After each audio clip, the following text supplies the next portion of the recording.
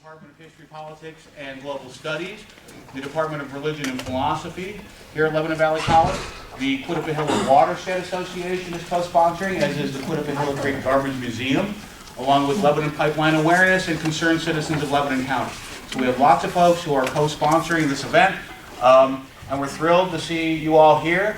I think what we'll do is just go ahead. Sellus, do you have a word or two by way of introduction before we show the film? Well, actually, I don't have any AV support here. Oh, great. Hi, I'm just very happy to be here. I'll let the movie speak for itself, but I'm looking forward to taking your questions after the film. I hope this can be not just an inspiring couple of hours, but I hope it can be informative as well. So we need to wait for it to power up. I can tell you that the film itself is 85 minutes long, and then we'll take questions for as long as you all want. Any questions right off the bat? One thing I want to do is just to encourage you to visit the tables in the back. We have a little card that Lebanon Pipeline Awareness is sponsoring community night over at Phil Haven off of Butler Road in a couple of weeks. What is this, Wednesday the 21st, so 2 weeks from tonight. Yeah, it's going to be a combination of quilting and garbage art making and topical conversation and refreshments and just hanging out. So that's coming up in a couple weeks. We have cards up on the table about that. There are brochures and so on. So again, if you have any questions, we'd be happy to address them.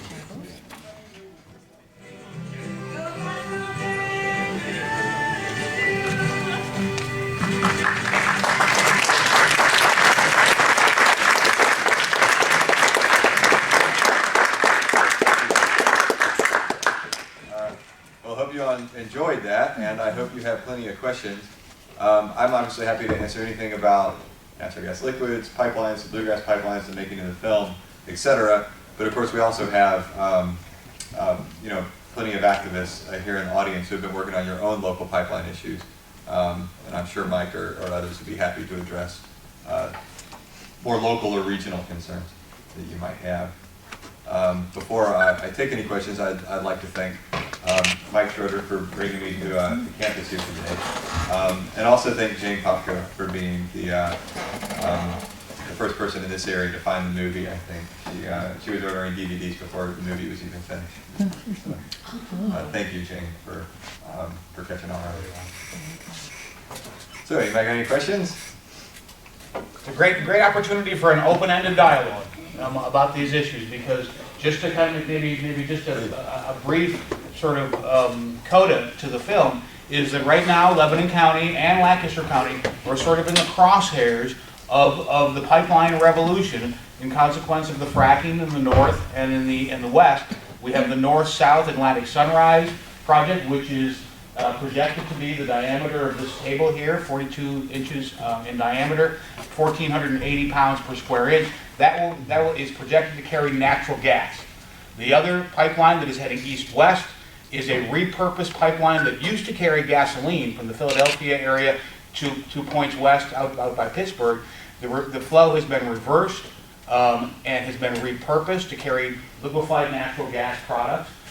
And Sunoco, the firm that owns this east-west pipeline, is projecting the Mariner East 2, which is a series of pipelines which are projected to be much larger in diameter and follow a similar easement, although not exactly the same easement, and carry, I think the figure that I recall is 700,000 barrels a day of liquefied natural gas products, mainly ethane and propane, from the fracking fields to Marcus Hook outside of Philadelphia. So that's why this is relevant in Lebanon County and in Lancaster County as well. So just to kind of put it in context of the regional issues that are similar to what's happening in Kentucky and yet different. So. And I hope, actually we have a question over here. I hope that you all recognize yourself in the movie a little bit. I feel there's always been when I'm here, it looks like Kentucky to me. And I hope that you all can recognize your struggle and what you saw on screen and take a little hope from that. Yeah, that's absolutely true. I don't really have a question, but you see the way that the representatives from the companies talk. And and you hear the stories from the people too, their dealings with the representatives, and they're so deceptive because, I mean, we've had, and this is their job, so people don't have time to deal with them per se, but a landman came to our house on a Saturday, and it was raining, and we let him come in the house. He stayed for 3 hours, but they feed so many lies to you. The things that he was saying to us, you know, we were thinking, okay, so this sounds to be, it could possibly be truthful. And then you do research and you find out that they're not being truthful. And I mean, we were threatened with eminent domain.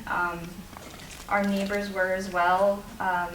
Everybody around us that stopped giving permission to survey, because they would come and they would say, you know, we just want to walk through the property and that's all we want to do, and which was fine. And then you do the research and you find out, you know, this is for export, this isn't for Lebanon County, this isn't for our township, it's not for our town, we'll never see this gas ever. And so you think, how can this happen? And everybody stops giving permission then, and everybody rescinded permission around us, and the thing is, they just move it to the next property, and then they deal with those people, and they're just deceptive, and this is just how they get their easements. It's just through lies, just pure lies.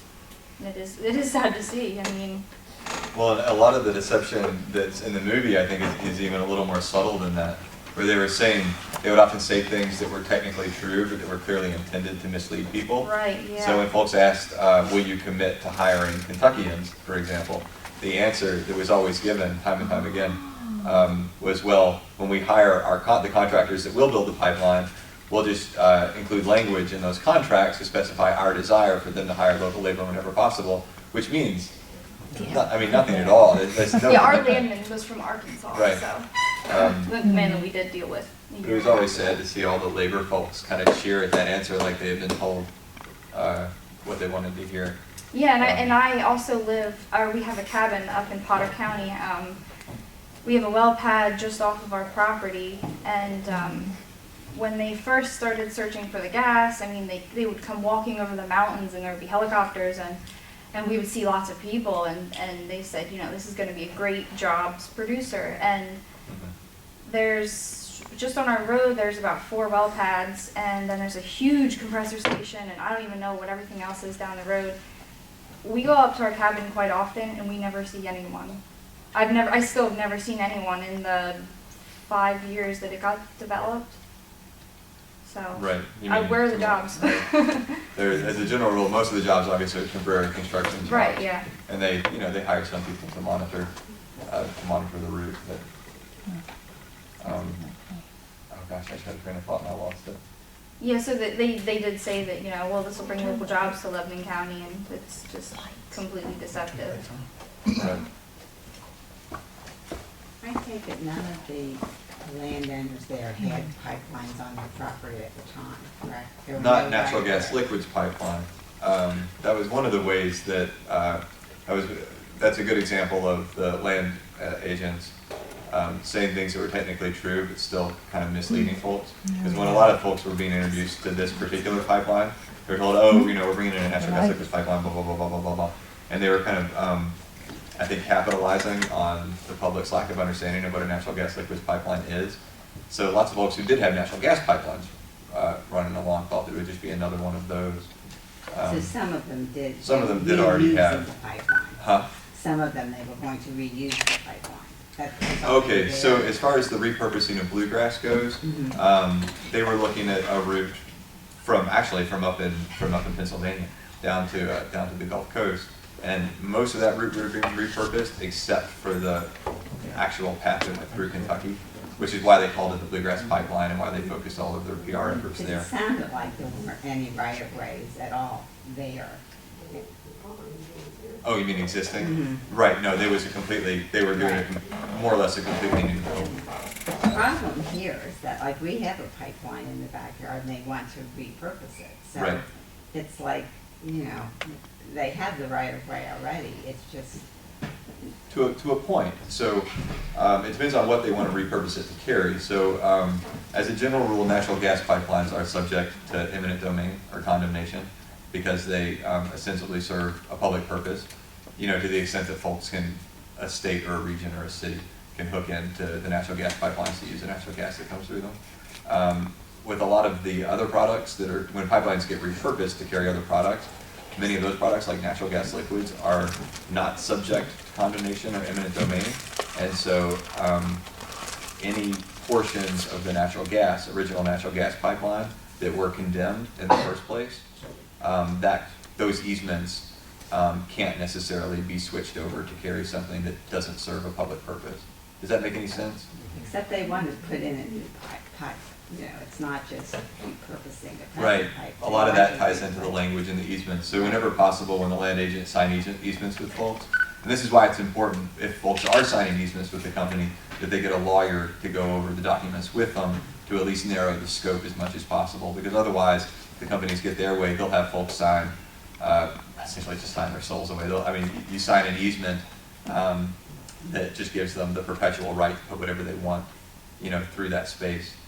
Including coming back. So the Bluegrass Pipeline easements, for example, that weren't adjusted by attorneys, they could have come in and laid the first pipe, and they could have come in, you know, a year or two later if supply started to exceed.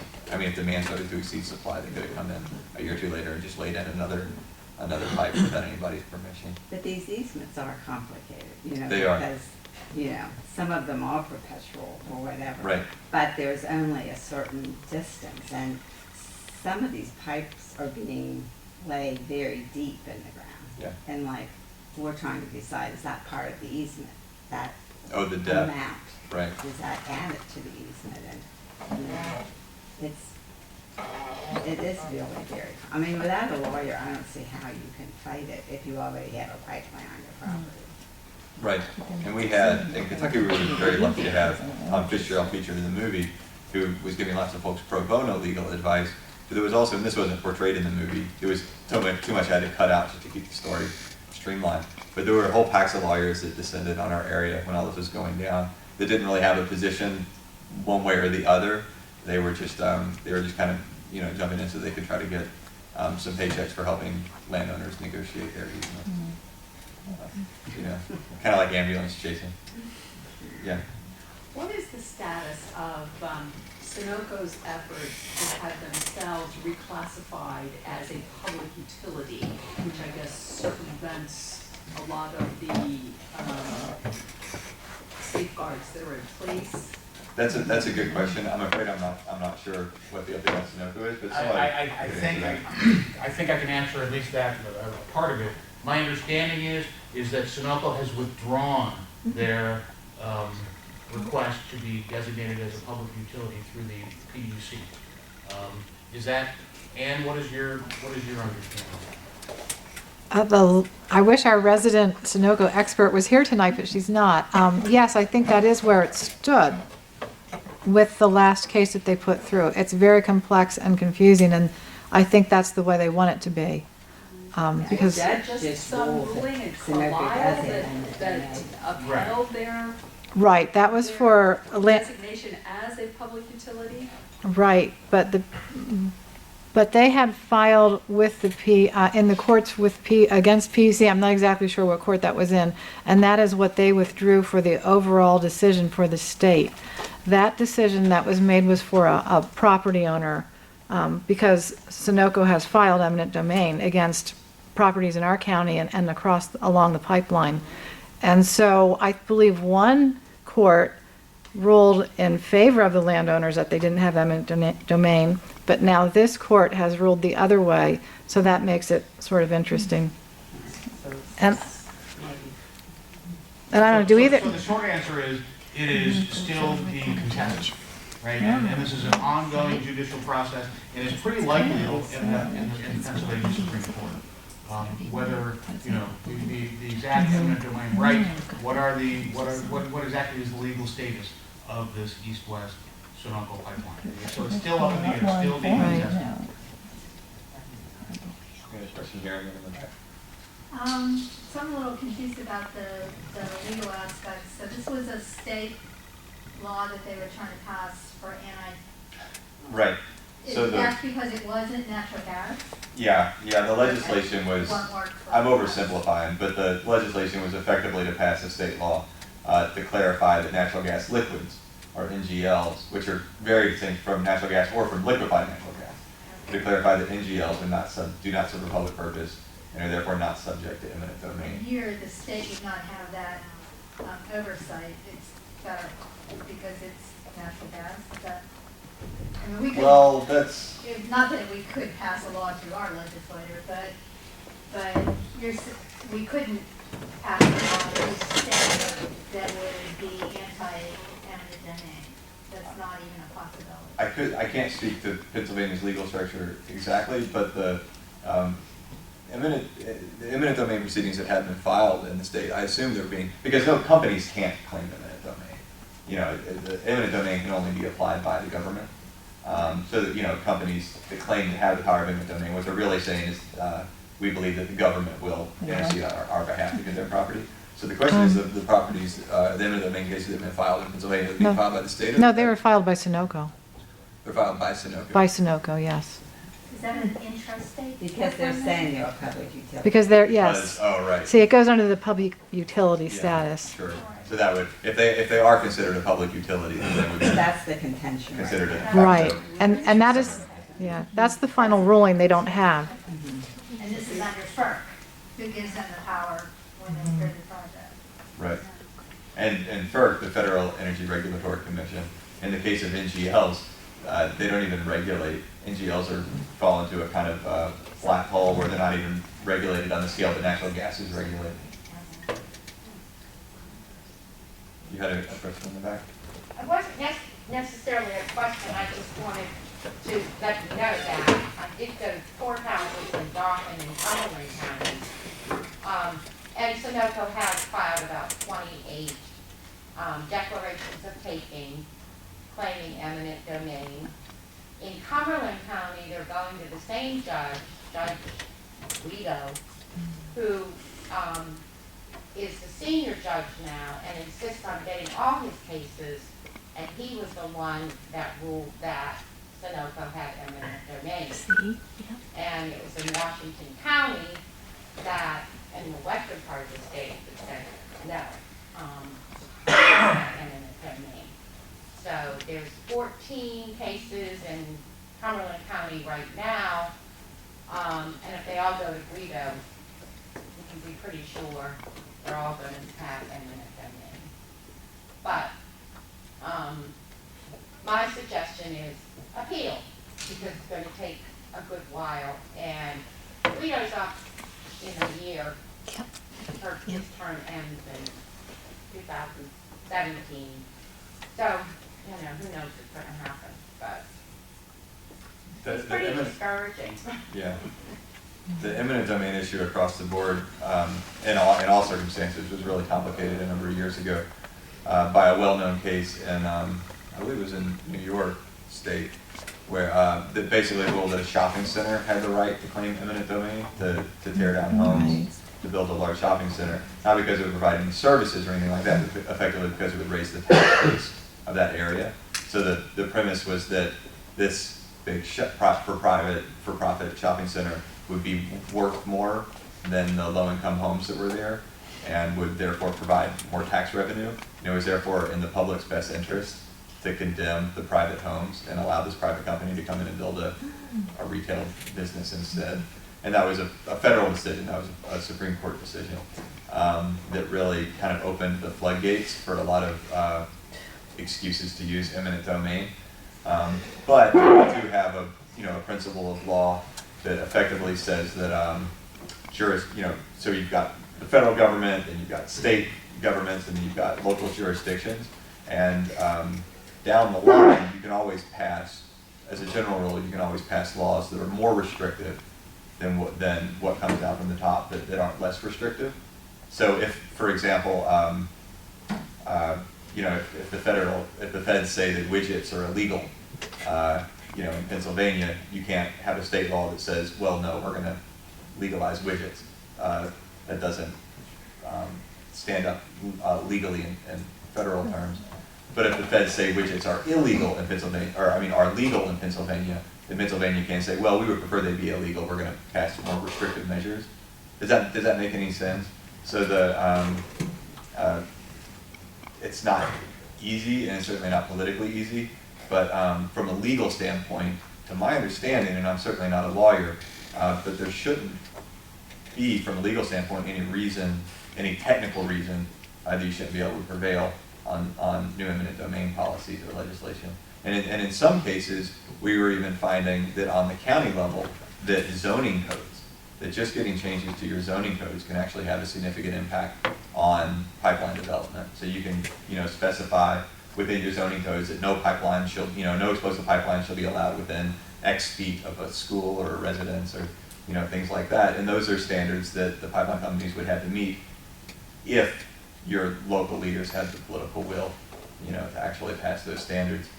That's how it works in most places. I can't say for sure that that's the way it works in Kentucky. But again, Tom Fitzgerald, the pro bono lawyer in the movie, has made it very clear that folks have those questions, that they're welcome to reach out to him, and if he can't answer them, then he would know who in the area could. But those would be legal questions worth exploring. Maybe just a footnote to that. One of the issues here, there are 2 townships now in Lebanon County that have passed resolutions opposing the Atlantic Sunrise Project, but a resolution is merely an expression of sentiment. It carries no force of law. And the reason why this lower standard of a resolution, as opposed to an ordinance, which does carry the force of law, is fear of lawsuit. Because townships are running on a shoestring, budgets are relatively low, tax bases are relatively low, and so the fear of a large-scale lawsuit by a multi-billion-dollar corporation is enough to prevent Annville Township and South Londonderry Township and others from going that extra step and actually passing a law, as opposed to an expression of sentiment in a resolution. So, which is unfortunate, and I've actually served in local government. I was the mayor pro tem of Frankfort, capital city of Kentucky, for a period of time, and I can tell you that that fear of litigation is very, very common when elected officials and government officials are making decisions, and so it's really common to be litigation averse and to make decisions purely on that basis. And it's absolutely true that the pipeline companies have way more money than any township outside of Philly or Pittsburgh in Pennsylvania. But having said that, there are ways to fight back even legally without money. There are national organizations like the Sierra Club or Food and Water Watch, etc. There are pro bono lawyers that are happy to dedicate time to this. So my suspicion is that if a township were to find themselves in some of those litigious crosshairs, that if any of them have the courage to do that, that there would be national allies, happy to step in and try to create a positive precedent in that case. I mean, because there are folks in New York and folks in Nebraska and folks in Colorado who would be happy to see an effort like that defeated, in Annville or Danville, Pennsylvania. Yeah, are there national efforts though that look at the nationwide at this type of thing? So there's to a point, a lot of that kind of started to form around the Keystone Pipeline, obviously, which is the most famous pipeline, and the most famous non-existing pipeline in America, and that kind of that issue started to popularize the idea of pipeline resistance, and lots of national groups have worked on that issue. And so the No Keystone XL movement alone, I would say, would constitute, because Keystone is they're not very active right now. So there are lots of folks who have learned a lot about this issue, who have been already working across state lines anyway to deal with that particular pipeline, who I know for a fact would be happy to jump on an opportunity to make a difference elsewhere. And then of course, just generically, there are broader environmental organizations that, given the opportunity to win a fight, would be happy to get into it. So I can't stand here and tell you that Food and Water Watch would be down here with their lawyers, but my sense is that you could find allies in some of those national groups. And again, we've made some contact with them, just in Kentucky, and of course our victory in Kentucky kind of helped put us in touch with other folks. And even a lot of the screenings of the movie right now are being set up by grassroots groups and national groups resisting pipelines and or fracking in different parts of the country.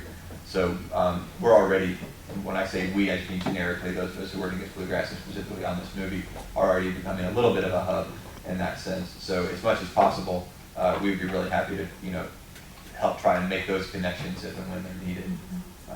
And again, at the very end of the movie, we list contact information for some of those players in Kentucky if folks do have any of those questions or need some of those connections. Okay. Yeah. Oh, I'm sorry. We have one back here and then over. Okay. You can take the first. Great. Okay, one of the things that really struck me in your film is the face-to-face question time your people had with Williams. We have been trying for over a year to have a public forum meeting with Williams, and they have denied us that opportunity. So I'm wondering how those meetings were arranged and who did that, that you could get that time, because we just can't get them to do that with us. Not that I think the world revolves around us, but I'm afraid that might be our fault. And I actually thought that. I figured, looking at it, I thought that's why they won't meet with us anymore. Yeah, because that was a complaint, in Elizabethtown when the sisters, they showed up, that was when they kind of started changing their strategy from standing up in front of a room and taking questions to the thing where they kind of break out into different. Right, because we've had states. those open houses and Yeah, we've had landowners who have not been able to get answers and all that sort of thing. As their response to getting to the troubles they ran into that you saw earlier in the movie, where they were being called out on things in public.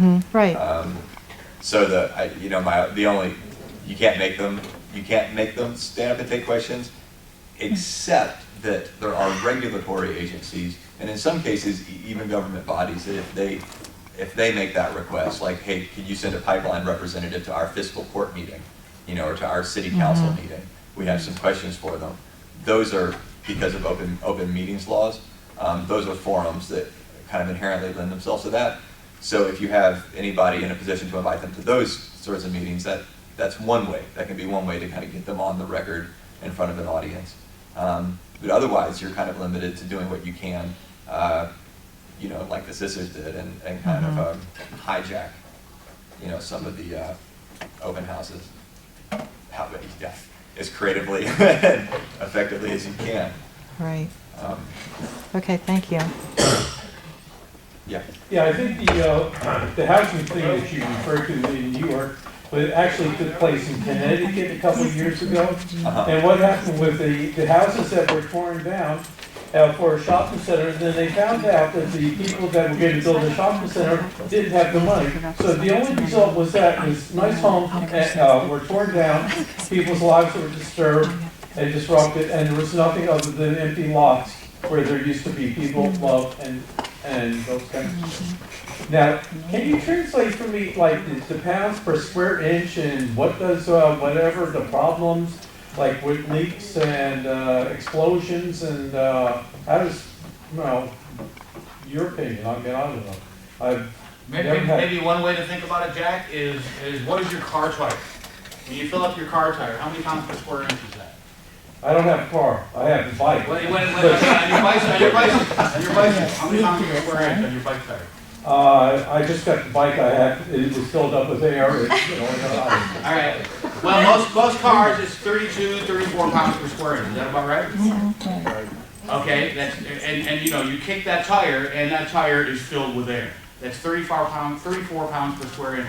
Compare that to 1,500. Orders of magnitude different. So it's an incredible amount of pressure. And maybe the other thing to sort of bring into this discussion. There's so many different issues that are sort of bound up with this, but one is leakage. There was just a talk about a week and a half, 2 weeks ago over at Dickinson College. Tony Ingraffi of Cornell University, one of the world's foremost authorities on methane leakage in pipelines, demonstrated through a whole array of rigorous scientific studies that methane leakage is endemic to the system. That it's almost impossible to get that leakage level lower than 1%. On average, it's between 3 and 7%, according to the best measurements that they're able to take. And when you translate that and you compare the greenhouse power of methane compared to carbon dioxide, methane is up to 80 times more potent as a greenhouse gas for the first 20 years it's in the atmosphere. It breaks down more quickly than carbon dioxide, which stays in the atmosphere longer, but for the first 20 years, it is 80 times more potent as a warming gas. So what we have is this system where, with all these gathering lines from all these fracking sites, thousands of wells, tens of thousands of gathering lines, each one leaking a little bit, right? So it's this capillary process of leakage of methane, which when you total up the total, it comes to an enormous amount of methane. And that's even if none of them explode. And that, Or, you know, yeah, right. So the whole notion that this is a cleaner fuel, it's a bridge fuel, right? That natural gas is a cleaner fuel. That is true at the point of combustion. When you burn natural gas, it releases less carbon dioxide than coal does, than oil does, than other fossil fuels do. So that is true at the point of combustion. But the question is getting it to that point of combustion without the leakage in between. So in the wellheads, in all the gathering lines, in the pumping stations, in each one of those phases, there's a little bit that is leaking out. And so that's sort of the broader issue, right, in terms of methane. That's one of the issues. And directly, as far as the explosive yields of the pipeline goes, I'm afraid I don't have that number off the top of my head, but one of the gentlemen in the movie, who's a kind of a math geek, did a really good job of actually calculating the megaton yield of what the Bluegrass Pipeline would be at full capacity. I can't remember off the top of my head, but I mean it's equivalent of an X megaton bomb. But I'll be happy to follow up with him and to get that information to Mike, because that's a good stat to have. It speaks rather clearly. The other point that Ingraffia made was the inefficiency. A pad, 1 mile this way and 2 miles that way, 12 leads. After fracking, they extract perhaps 10% of the available gas down there, and they can't refrac it. And then they lose, it's closer to 10% in getting it out and to market. So the inefficiency of the current technology and the chaos theory of leakage of whatever that fracking fluid finds its way through that substrate in those cracks. It's all about existing cracks and making more cracks. You can't control it. Chaos theory says that it's going to go where you don't expect it to go. And pipelines make for more paths. So chaos theory is running wild throughout the state of Pennsylvania with more pipelines. And only on a slightly related note, one of the cases that the industry kept making, that Williams and Boardwalk kept making, to their own shareholders, et cetera, was that, we got this fracking boom going on in the Northeast, it's the energy revolution going on in Pennsylvania, but we could do if we could get this pipeline built and really monetize the NGLs that are produced up there, then we can do a whole lot more than we're doing already. But his analogy that really grabbed me was it's taking the industrial park where most of the Superfund activity is taking place and turning it inside out across the countryside so that you make the whole countryside a Superfund site. Right. And everybody takes the risk. It's a reward for the private companies and it's a risk for the entire population. You take loss of water, potable water, you take increased danger and unavailability of water, unavailability of insurance if you're proximate to a pipeline, and then you take the reduced property value. And you wonder why people resist this. Well, and the companies are even able to mitigate the risk by forming LLCs. So we saw this with the coal storage spill in West Virginia a while ago. That was a disastrous spill. It cost, I can't remember how much, but millions and millions and millions of dollars to clean up. The subsidiary that was responsible for that spill went bankrupt, very quickly, and left taxpayers on the hook, for the rest of the bill. And of course, their parent companies. But to take the entire countryside in some counties and make it into a Superfund site, these people have to be making a lot of money to insure for that risk. Right.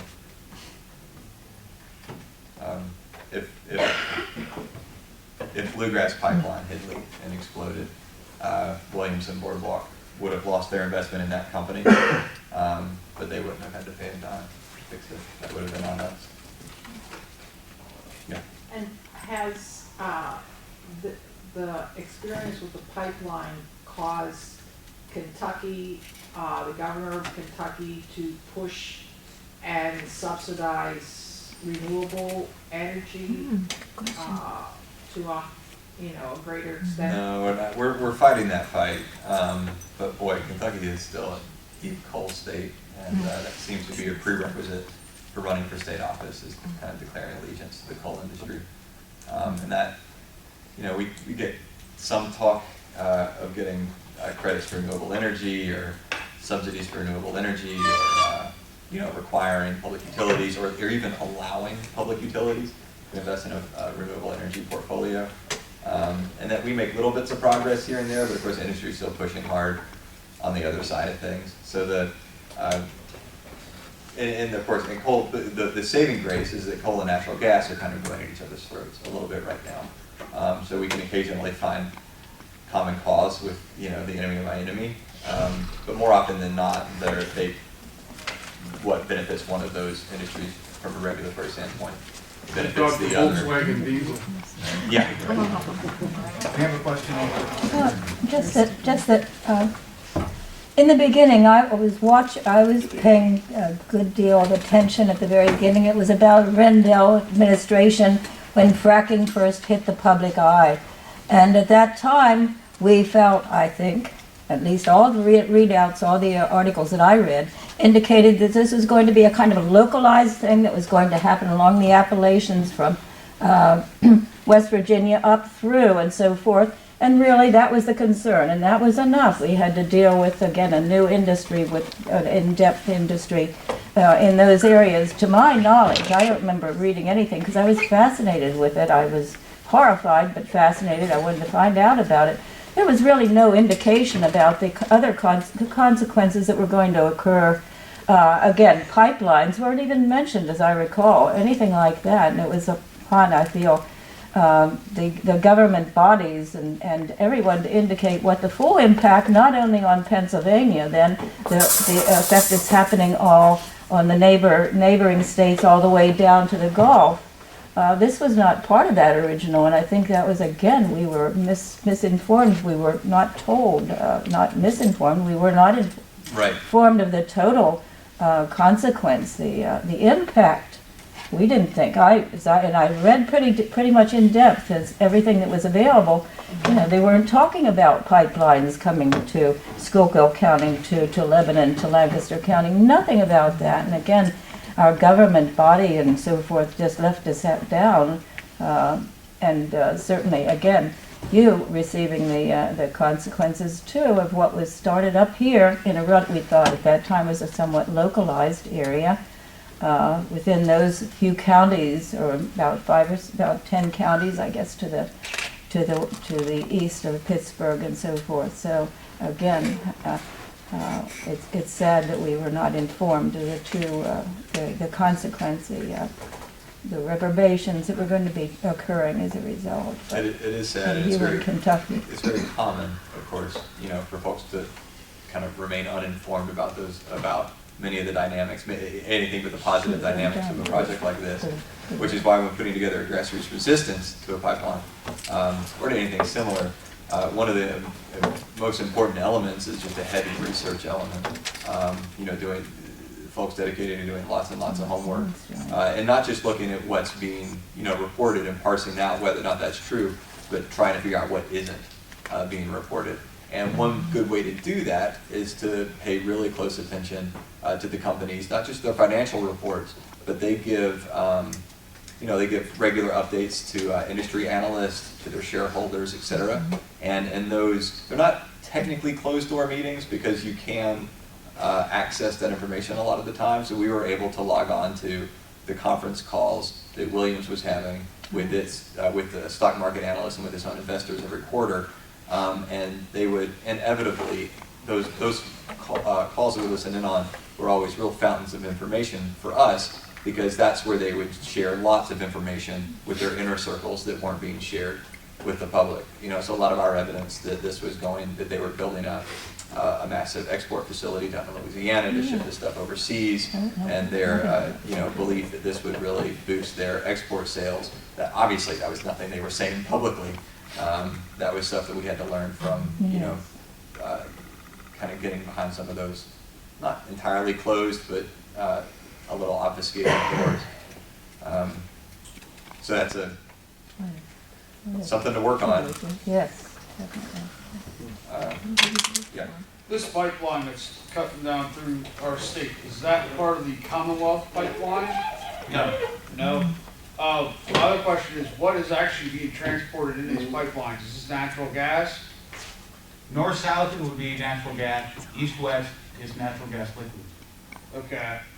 The other point I want to make is the fact that most of these politicians end up screwing us over because of the fact that they're bought and paid for by these lobbyists, these corporate lobbyists for these oil companies and these energy companies. So more or less, whether you're Democrat or Republican, most of your campaigns are being financed by these oil companies, and that's why we're having such a hard time with getting our voices heard across. Remember, they're supposed to work for us, we the people, not for the corporate lobbyists. They're not supposed to be taking a dime from them, and it's time to get money out of politics and start getting people back in politics and putting ordinary people like you and I into public office where we're going to work for the people. Well, that's a good case for running for office. Which, I mean, folks should absolutely think about doing. It's easy to do. It's easy to get the signatures you need. It's easy to get on the ballot. Even if you don't have a snowball's chance of winning, that's still a great opportunity to actually get up on that stage with those people, and make your points and get your issues on the table and at least force them to respond to them one way or the other, to frame them the way you want. I mean, you've got to be careful doing that because you put yourself out. Well, you might actually win the election. The other point I want to make, for those of you that don't know me, I'm Steve Wolf. I'm starting a local chapter of Lebanon County Oath Keepers. Okay, if you know what Oath Keepers is, we're a constitutional organization. We stand for the Constitution, the Bill of Rights. I see a lot of young faces in here, most of them probably college age or high school age. There are some civic duties that you have to fulfill as a citizen of this country, okay? One of them is running for office. Another one is going out to town hall meetings like you're doing right now. Another one is voting. And they may sit there and tell you in the media that if you vote for a third party, you're wasting your vote. It's total BS what they're telling you. The only wasted vote is a vote not voted at all, because silence is consent. And when people like you elect are no longer working for you, or no longer working for the people that they're supposed to represent, and they're not following the Constitution and the Bill of Rights, it's time to kick them the hell out and put people in that are going to work for the people, and people that are going to, elected officials and the public servants are going to follow the Constitution and they're going to follow the Bill of Rights. Thank you very much, Steve. Appreciate that. Yep, there's a question right here. No, I wanted to just comment that maybe the actual grassroots that needs to be done is against lobbyist group, and that I think that would take down a lot of those problems that we have. Because lobby groups, they're everywhere in DC in trying to push their agenda, their particular agenda, not necessarily for the people. Well, and that's a little tricky to do, because on one hand we have a constitution that gives anybody the right to lobby, the right to lobby the government, for aggressive concerns. But I think the most realistic, chip on the table for getting money out of politics is public financing of campaigns, which some people object to because you're talking about putting tax dollars into politics. But that kind of at least with all the pros and cons, would at least level that playing field. You got to overturn Citizens United. You got to get corporate money out of politics. Is what you got to do. I will say, just as one note though, that when it comes to these issues, that that's a big picture. That's a big picture policy thing, which is, you're right, that stuff absolutely needs to be addressed. And pipelines are they're kind of at the other end of the scale. They're a very local specific issues as and when they pop up. But pipelines are still a great opportunity to build broad coalitions around some of these issues, because they reach across so many ideological spectrums. So look at something like, climate change. You're really mostly going to have folks on the left that concern themselves with that. There's only a certain chunk of people who are ever going to care about, campaign finance reform or Citizens United. But you get something like a pipeline that deals with issues of environment and ecology and property rights and, the big guy pushing down the little guy, et cetera, and that's when you find Tea Partiers and liberals and conservatives and nuns and everybody kind of getting together on the issue, and it's those broad coalitions that get politicians' attention.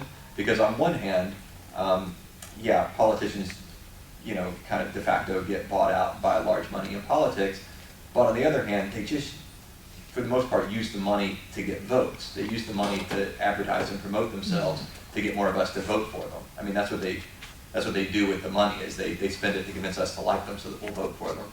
Which is to say that the money matters, but what matters more are the people. So, if you can demonstrate a broad coalition across an ideological spectrum and force, that can, at least on an individual level, get politicians' attention in ways that money can't sometimes.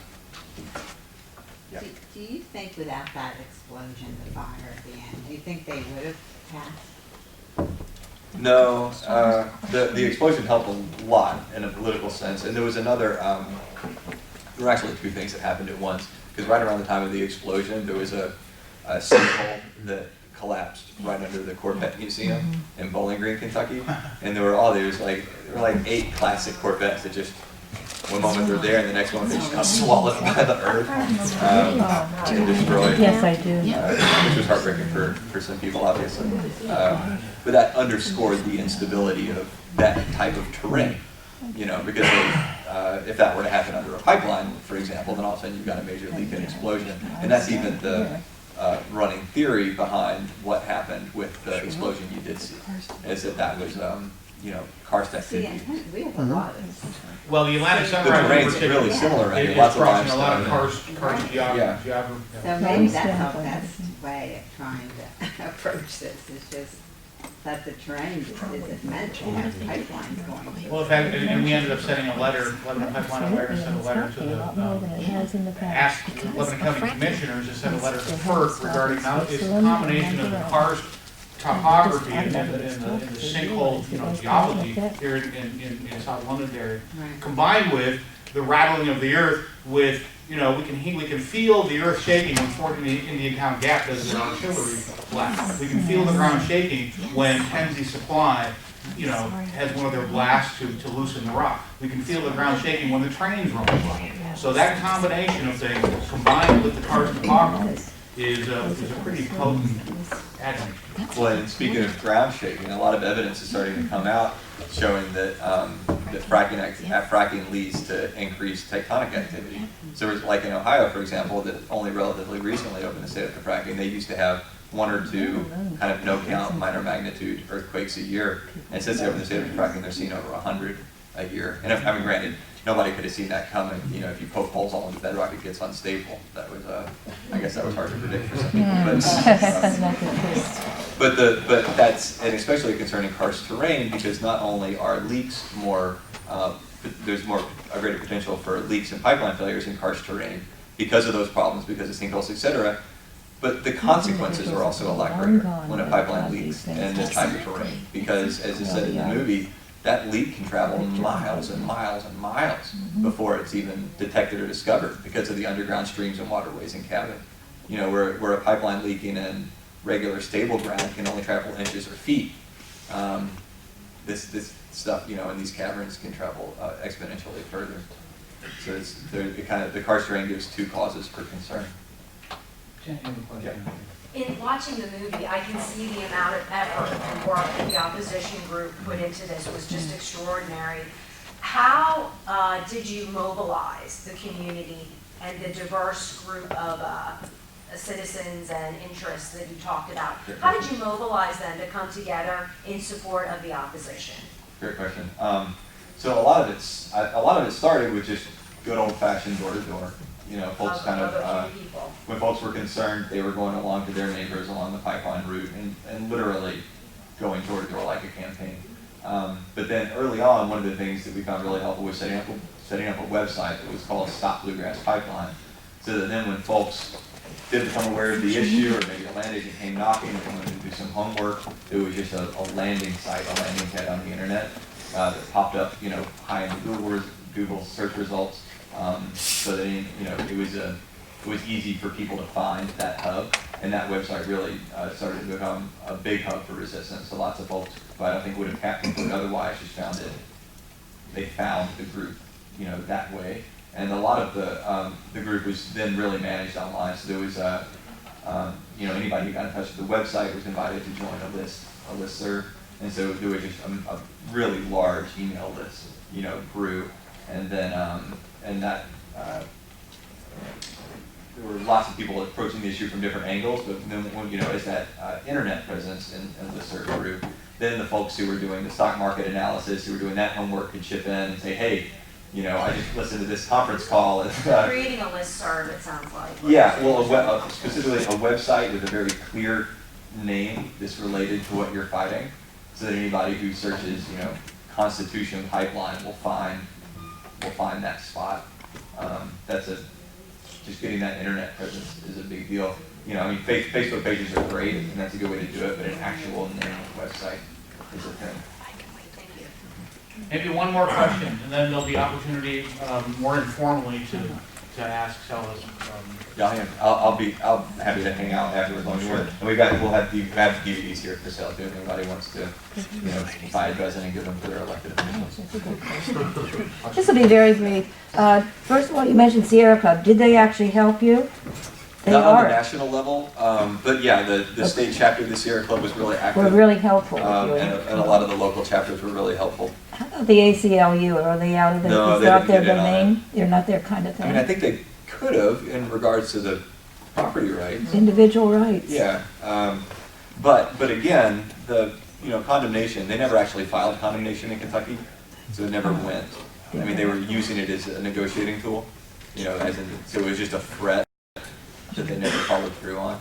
So I suspect if we had reached out, we probably could get some feedback from the ACLU. The Sierra Club and Food and Water Watch in particular, though, they are helping to distribute this movie a little bit, because we made the movie. I mean, it was funded not with film dollars. It was funded with tax-deductible contributions that came from conservationists in Kentucky that were interested in fighting this pipeline, but they understood that we couldn't get the movie made in time to affect this fight, because the story's not over until it's over. So we were either going to have a happy ending or a sad ending, but the movie wasn't going to be finished until we had won or lost the fight.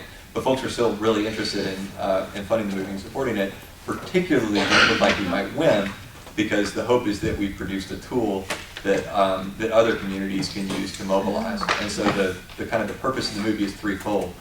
One is to inspire communities like this one to recognize that the fight can be won even when it appears unwinnable. And I'll say at the beginning of the Bluegrass Pipeline fight, the consensus was that there was no way to beat this thing. There were folks saying, well, we owe it to the land or to ourselves to try, but we all know you can't fight $1 billion. And it's true, you can't win unless you think you can. But David can beat Goliath. He doesn't always, but it's possible, and so it's really important to hold on to that hope. And so we hope that this can demonstrate to other communities that these companies actually can be defeated. We hope we're sharing some of the tactics and strategies, like setting up a website and listening in on analyst calls and financial reports, etc. We hope that we're sharing some strategies and tactics that other communities can use along with the fight. And then the larger kind of meta purpose is I hope that the film and our story makes a case for a global transition towards renewable energy, because at the end of the day, these companies, they're not pulling money out of thin air to use against us. We give them the money. Every time we get the plastic bag at the grocery store, drink bottled water, or leave the heat on too high in our homes, we're giving them the money that they use against us. So it's really important. Everybody, no individual action is going to change the world on that front, but it is really important that we as consumers recognize the ways in which we play into the industry, because the industry is going to have the power until or unless we take it away from them by changing ourselves and our actions as consumers. Well, what an extraordinary treat to have Sellus Wilder all the way from Kentucky.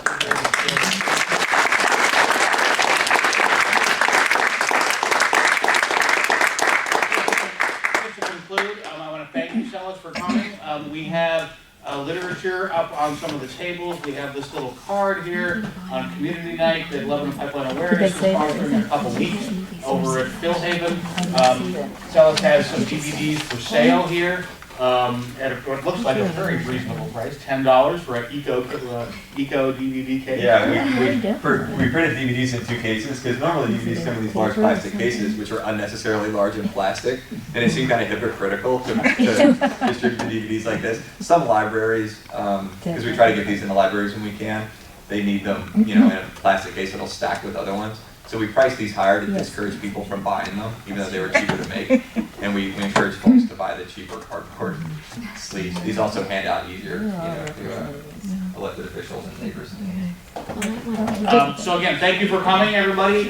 We appreciate your attendance and your interest, and we'll be hanging out here if people have additional questions or concerns. Thank you.